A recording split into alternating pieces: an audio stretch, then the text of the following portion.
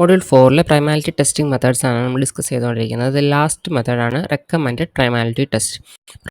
ടെസ്റ്റിന്റെ പർപ്പസ് നമുക്ക് പറഞ്ഞു, ഒരു പ്രൈമാലിറ്റി എന്നുള്ളത് ചെക്ക് ചെയ്യുക, ടെസ്റ്റ് ചെയ്ത് നോക്കുക, ഏത് അല്ലെങ്കിൽ ഐഡന്റിഫൈ ചെയ്യാൻ വേണ്ടി പറ്റുക.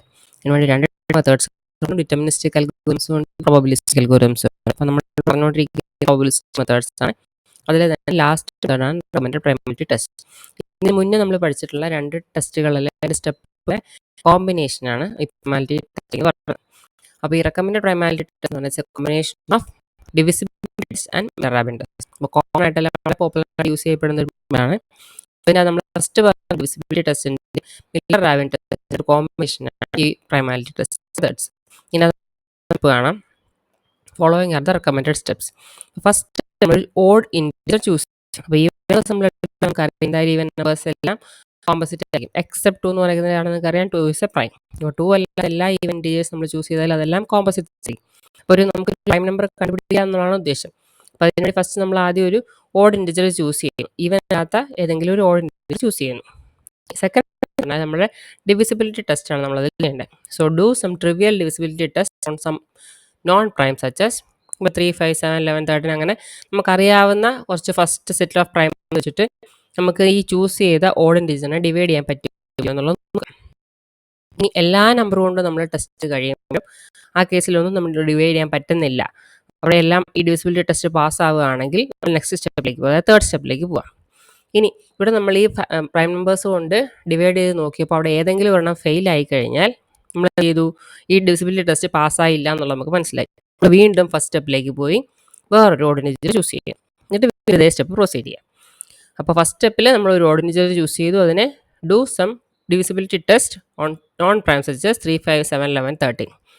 ഇനി if the number passes all of this test, ഞാൻ പറഞ്ഞു ഇതിലെ എല്ലാ നമ്പറുകളിലും നമ്മൾ ടെസ്റ്റ് ചെയ്ത് നോക്കി ഡിവിസിബിൾ ഉറപ്പായി കഴിഞ്ഞാൽ നമുക്ക് ചെയ്യാം.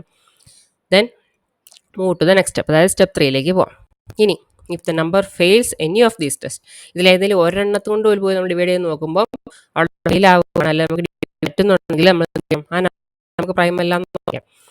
Then we go back to step 1, വീണ്ടും ഇങ്ങോട്ടേക്ക് പോയി and choose another odd number, വേറെ നമ്പർ ചൂസ് ചെയ്യുക, ഇതേ പ്രോസസ് റിപ്പീറ്റ് ചെയ്യുക. ഇനി ഈ ഡിവിസിബിലിറ്റി ടെസ്റ്റ് എല്ലാം പാസ്സായി കഴിഞ്ഞാൽ നമ്മൾ പറഞ്ഞു ഗോ ടു നെക്സ്റ്റ് സ്റ്റെപ്പ്, അതായത് സ്റ്റെപ്പ് 3ലേക്കാണ് പോകുന്നത്.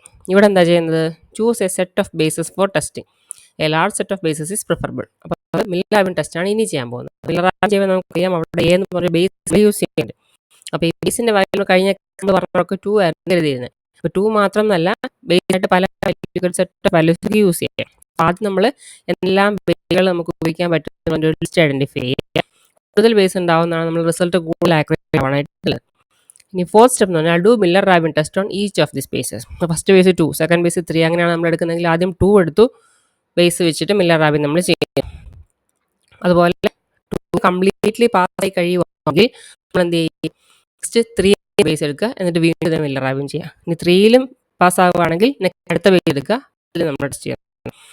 ഇനി if any of them fails, അപ്പോൾ ഇവിടെ മില്ലർ റാബിൻ നമ്മൾ ഫസ്റ്റ് 2 എന്ന് ചെയ്യും, അവിടെ ഫെയിൽ ആയി കഴിഞ്ഞാൽ പിന്നെ നമ്മൾ 3 എന്ന് വെച്ച് ബേസ് ടെസ്റ്റ് ചെയ്യേണ്ട കാര്യമില്ല. പാസ്സാവുകയാണെങ്കിൽ മാത്രമേ നെക്സ്റ്റ് അടുത്ത ബേസ് ട്രൈ ചെയ്യാൻ കാര്യമുള്ളൂ. ഫസ്റ്റ് ബേസ് കൊണ്ട് ചെയ്ത് അത് ഫെയിൽ ആയി കഴിഞ്ഞാൽ നമ്മൾ എന്ത് ചെയ്യും, പഴയ പോലെ തന്നെ go back to step 1 and choose another odd number.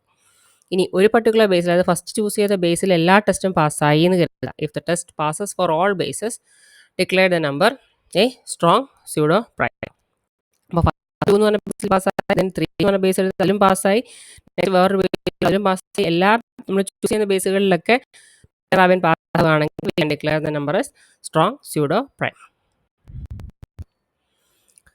Example ആണ് ദ നമ്പർ 4033. അപ്പോൾ ഇറ്റ്സ് എ കോമ്പോസിറ്റ് ആണെന്ന് പറഞ്ഞിട്ടുണ്ട്. പ്രൈമാലിറ്റി ടെസ്റ്റ് പാസ് ചെയ്യുമെന്നാണ് നമ്മൾ ചെയ്ത് നോക്കാൻ പോകുന്നത്. 37 × 10 ആണ്, അതായത് രണ്ട് ഫാക്ടേഴ്സ് 37 109 ഈ 4033 ഉണ്ട്. നമ്മളെ ഫസ്റ്റ് സ്റ്റെപ്പ് എന്തായിരുന്നു, നമ്മളൊരു നമ്പർ ചൂസ് ചെയ്ത്, ഒരു ഓഡ് നമ്പറാണ് ചൂസ് ചെയ്തിരിക്കുന്നത്.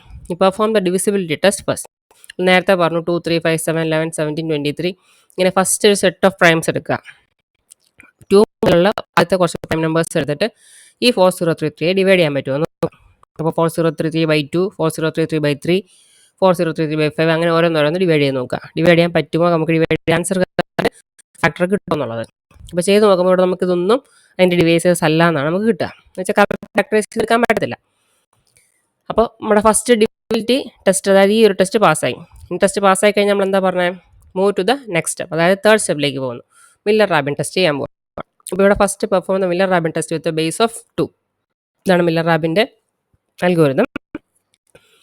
ഈ n എന്ന് പറയുന്നത് നമ്മുടെ 4033, ഈ a എന്ന് പറയുന്നതാണ് നമ്മളുടെ ബേസ്. ഇവിടെ നമ്മൾ ബേസ് ചെയ്തേക്കുന്നത് 2 ആണ് ചൂസ് ചെയ്തേക്കുന്നത്. ഫസ്റ്റ് സ്റ്റെപ്പിൽ എന്തായിരുന്നു, n-1 equal to m into 2k ഫോമിൽ റെപ്രസെൻറ്റ് ചെയ്യണം. n-1 എത്രയാണ്, 4033 - 1 ഈക്വൽ ടു m നമുക്കറിയത്തില്ല, kയും അറിയത്തില്ല. അപ്പോൾ നമ്മൾ നേരത്തെ ഞാൻ പറഞ്ഞതാണ് kക്ക് 1 ട്രൈ ചെയ്ത് നോക്കാം. അപ്പോൾ kക്ക് 1 കൊടുക്കുമ്പോൾ എന്തായിരിക്കും, 2^1, അതായത് 4032 ഡിവൈഡഡ് ബൈ 2, അതായിരിക്കും നമുക്ക് ഇവിടെ കിട്ടുന്ന വാല്യൂ. അപ്പോൾ അങ്ങനെ ഓരോന്നോരോന്ന് ട്രൈ നോക്കിയിട്ട് ഏത് കേസിൽ അല്ലെങ്കിൽ ഏത് കേക്ക് ഏത് വാല്യൂ കൊടുക്കുമ്പോഴാണ് ഇവിടെ നമുക്ക് ഒരു ഓഡ് കിട്ടുന്നത് നോക്കുക. അപ്പോൾ അങ്ങനെ k 1 2 3 4 5 വരെ ചെയ്ത് 6th വാല്യൂ കൊടുക്കുമ്പോൾ, അതായത് കേക്ക് 6 കൊടുക്കുമ്പോൾ നമുക്ക് ഇവിടെ എന്ത് കിട്ടും, 63 കിട്ടും. 2^6 എന്ന് നമുക്കറിയാം 64 ആണ് വരുന്നത്. അപ്പോൾ 4032 ഡിവൈഡഡ് ബൈ 64 ചെയ്താൽ we will get the value of 63, which means m equal to 63 and k equal to 6. അപ്പോൾ നമ്മുടെ ഫസ്റ്റ് സ്റ്റെപ്പ് കഴിഞ്ഞു. ഇനി നെക്സ്റ്റ് സ്റ്റെപ്പിൽ നമ്മൾ ഇനിഷ്യലൈസേഷൻ ആണ് ചെയ്യേണ്ടത്. t equal to a raise to m odd n. അപ്പോൾ എയുടെ വാല്യൂ എത്രയായിരുന്നു, നമ്മൾ ചൂസ് ചെയ്തേക്കുന്ന ബേസ് 2 ആണ്. സോ 2 റേസ് ടു m, എമ്മിൻ്റെ വാല്യൂ ഇപ്പോൾ എത്ര നമുക്ക് കിട്ടി, 63. So 2 raise to 63 mod 4033. അപ്പോൾ ഇതിൻ്റെ സിംപ്ലിഫിക്കേഷൻ എങ്ങനെയാണെന്ന് നിങ്ങൾക്ക് അറിയാം. മോഡുലാർ എക്സ്പോണൻഷ്യൽ ചെറിയ പവേഴ്സിൽ തുടങ്ങുക, 2 റേസ് ടു 2 അല്ലെ 3 എന്ന് തുടങ്ങുക, പിന്നെ അതിന് റേസ് ടു ഹയർ പവേഴ്സ് ഇട്ടിട്ട് 2 റേസ് ടു 63 എത്തിക്കുക. അപ്പോൾ സിംപ്ലിഫൈ ചെയ്ത് കഴിയുമ്പോൾ will get the value of 3521 mod 4033. Next നമ്മൾ എന്താ ചെയ്യേണ്ടത്, ടിയുടെ വാല്യൂ +1 ആണോ -1 ആണോ നോക്കാം. അപ്പോൾ നമുക്ക് രണ്ടും അല്ല കിട്ടിയേക്കുന്നത്. നമ്മൾ അങ്ങോട്ടേക്ക് പോയി നമ്മൾ ലൂപ്പിലേക്ക് കയറി. For i equal to 1 to k - 1. ഇവിടെ നമ്മൾ കെയുടെ വാല്യൂ എത്രയാണ്, k ഈക്വൽ ടു 6 ആണ്. അപ്പോൾ നമ്മൾ അതുവരെ 6 - 1 k 5 വരെ ഇതിൽ ലൂപ്പ് ചെയ്ത് ചെയ്യാം. ഫസ്റ്റ് സ്റ്റെപ്പിൽ നമ്മൾ എന്ത് ചെയ്തു, t equal to t square mod n. അപ്പോൾ ഇപ്പോൾ കിട്ടിയ t എടുത്ത് 3521 സ്ക്വയർ മോഡ് 4033. ഇത് ചെയ്ത് കഴിഞ്ഞപ്പോൾ തന്നെ നമുക്ക് എന്ത് കിട്ടി, -1 മോഡ് 4033 കിട്ടി. അപ്പോൾ ഫോർ ലൂപ്പിനുള്ളിൽ നമ്മൾ കയറി ഈ ടി വാല്യൂവേറ്റ് ചെയ്തു. കഴിയുമ്പോൾ നമുക്ക് ടി വാല്യൂ കിട്ടിയത് -1 കിട്ടി. So that means returns A prime എന്ന് പറഞ്ഞാൽ ബേസ് 2 കൊണ്ട് നമ്മൾ ടെസ്റ്റ് ചെയ്തപ്പോൾ 4033 എന്ന് പറഞ്ഞത് പ്രൈം ആണെന്ന് കിട്ടി. അപ്പോൾ അതാണ് നമ്മൾ ഫസ്റ്റ് പറഞ്ഞത്, Miller Rabin on each of the bases. First ബേസിൽ നമ്മൾ ചെയ്തു, നമുക്ക് റിസൾട്ട് കിട്ടി. But we are not satisfied, we continue with another base 3. ഇതേ പ്രോസസ്സ് വീണ്ടും റിപ്പീറ്റ് ചെയ്യുക. അപ്പോൾ നമ്മൾ ബേസ് 2 മാറ്റി എന്താക്കി മാറ്റി, 3 ആക്കി മാറ്റുക. അതാണ് കാണിച്ചേക്കുന്നത്. അപ്പം 3 എമ്മിൻ്റെ വാല്യൂ 63 തന്നെ. ഇത് ഇങ്ങനെ തന്നെ നിൽക്കും. n-1 equal to m into 2 raise to kക്ക് ചേഞ്ച് ഒന്നുമില്ല, ബിക്കോസ് 4033 സെയിം തന്നെയാണല്ലോ. സോ m ഈക്വൽ ടു 63യും k ഈക്വൽ ടു 6 തന്നെ. ഇനി എക്ക് മാത്രം എന്ത് വാല്യൂ ചേഞ്ച് വന്നു, 2 മാറി 3 ആയി. അപ്പോൾ ഫസ്റ്റ് നമ്മുടെ initialisation t equal to a raise to m mod n. എയുടെ വാല്യൂ നമ്മൾ ബേസ് 3 ആക്കി, എമ്മിൻ്റെ വാല്യൂ നമുക്കറിയാം ഇവിടെ 63 ആയിരുന്നു. 63 മോഡ് 4033. സിംപ്ലിഫൈ ചെയ്തു, will get the value 3551 mod 43. Next നമ്മളുടെ ഫോർ ലൂപ്പിലേക്ക്, ഇവിടെ +1 ആണോ ടിയുടെ വാല്യൂ, നമുക്ക് അതെല്ലാം കിട്ടിയേക്കുന്നത്. അപ്പോൾ നെക്സ്റ്റ് എന്ത് ചെയ്തു, ഫോർ ലൂപ്പിലേക്ക് i equal to 1 to k - 1. നമുക്കറിയാം k ഈക്വൽ ടു 6 ആണ്. സോ k - 1 എന്ന് പറയുമ്പോൾ എത്രയായി, 5 നമുക്ക് ടെസ്റ്റ് ചെയ്യാം. അപ്പോൾ ഫസ്റ്റ് സ്റ്റെപ്പിൽ k ഈക്വൽ ടു 1, നമ്മൾ t equal to t square mod n. അപ്പോൾ കിട്ടിയ ടി എന്തായിരുന്നു, 3551 സ്ക്വയർ മോഡ് 4033 ചെയ്തു. We will get 2443 mod 4033. എന്നിട്ട് നമ്മൾ നെക്സ്റ്റ് +1 ആണോ നോക്കി, അല്ല. വീണ്ടും നമ്മൾ i ഒന്ന് ഇൻക്രിമെൻറ്റ് ചെയ്തു, അപ്പം 2 ആയി. Again t equal to t square mod n. നമ്മുടെ മോൾ കിട്ടിയ t എടുത്തു, 2443 എടുത്തു, സ്ക്വയർ കണ്ടുപിടിച്ചു, മോഡ് 4033. അപ്പോൾ നമുക്ക് എന്ത് കിട്ടി, 3442 മോഡ് 4033 കിട്ടി. നെക്സ്റ്റ് സ്റ്റെപ്പിൽ വീണ്ടും t ഈക്വൽ ടു +1 ആണോ നോക്കില്ല, അഗെയിൻ ഇൻക്രിമെൻറ്റ് ചെയ്തു, i ഈക്വൽ ടു 3. അഗെയിൻ ടിക്ക് t സ്ക്വയർ എടുക്കുക. So t equal to t square mod 4033. ടിയുടെ വാല്യൂ 3442 ആയിരുന്നു, 3442 ഹോൾ സ്ക്വയർ മോഡ് 4033. നമുക്ക് വീണ്ടും കിട്ടി 2443 മോഡ് 4033. നമുക്ക് നേരത്തെ ഇവിടെ കിട്ടിയ ഒരു ആൻസർ തന്നെയാണ് വീണ്ടും നമുക്ക് റിപ്പീറ്റ് ചെയ്യാൻ. ഇപ്പോഴും നമുക്ക് +1 അല്ല. അപ്പോൾ അഗെയിൻ വീണ്ടും നമ്മൾ i ഇൻക്രിമെൻറ്റ് ചെയ്തു, 4 ആയി. അഗെയിൻ ടിക്ക് സ്ക്വയർ കണ്ടുപിടിച്ചു, t equal to t square mod 4033. അപ്പോൾ ആൻസർ നമുക്കറിയാം, മോൾ കിട്ടിയതേ നമ്പേഴ്സ് തന്നെ ആയതുകൊണ്ട് ഈ രണ്ട് റിസൾട്ട് നമുക്ക് അതേപോലെ റിപ്പീറ്റ് ചെയ്ത് വരും. ഇവിടെ 2443, then 3442, again 243, പിന്നെ again 442, വീണ്ടും 244. അപ്പോൾ k ഈക്വൽ ടു 4 ആയിരുന്ന റിസൾട്ട് 3442 കിട്ടി. പിന്നെ അതിനെ വീണ്ടും നമ്മൾ സ്ക്വയർ ചെയ്തു, അപ്പോൾ നമുക്ക് വീണ്ടും 2443 കിട്ടി. അപ്പോൾ ഇവിടെ ഈ ലൂപ്പിനുള്ളിൽ നമ്മൾ 5 k ഈക്വൽ ടു 5 വരെയാണല്ലോ ചെയ്യേണ്ടത്.